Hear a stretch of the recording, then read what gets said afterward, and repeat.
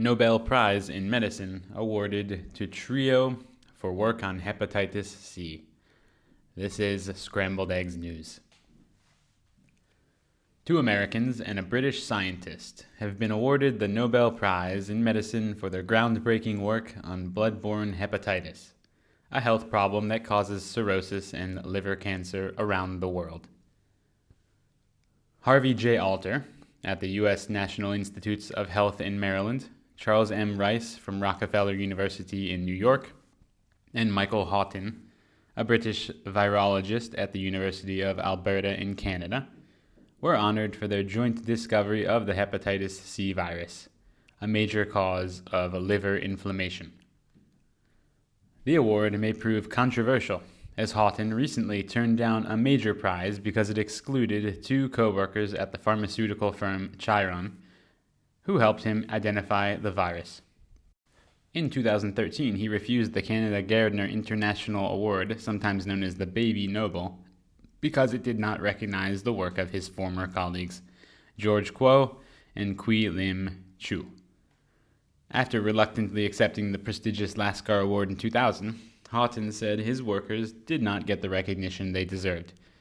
David Pendlebury, a citation analyst at Clarivate, a scientific data firm, said he was surprised the Nobel Committee made the award knowing it would be problematic.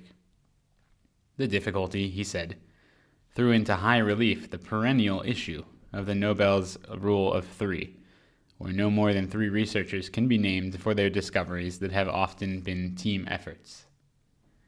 The award, announced on Monday by the Nobel Assembly in Stockholm, is worth £870,000, which will be shared among the winners. The scientists' work transformed the understanding and treatment of hepatitis C. The virus infects more than 70 million people, with 400,000 dying each year from related conditions such as cirrhosis and liver cancer, according to the World Health Organization. In the 1940s, scientists knew there were 2 main types of infectious hepatitis. The first, transmitted by the hepatitis A virus, spread via contaminated food and water and tended to have little long-term impact on people. The second, spread by blood and body fluids, was more insidious. Patients could be silently infected for years before serious complications emerged.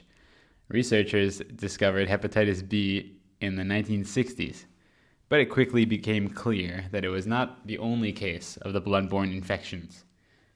While studying hepatitis spread by blood transfusions, Alter found that some patients were being infected by an unknown agent. He later showed that blood from the patients could transmit the disease to chimpanzees. The next breakthrough came from Houghton and his colleagues.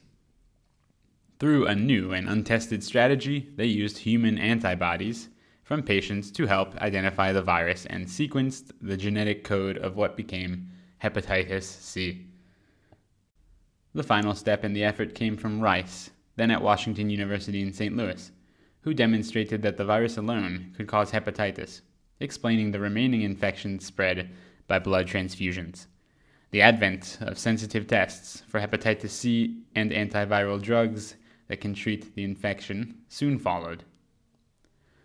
This is Ross signing off for Scrambled Eggs News.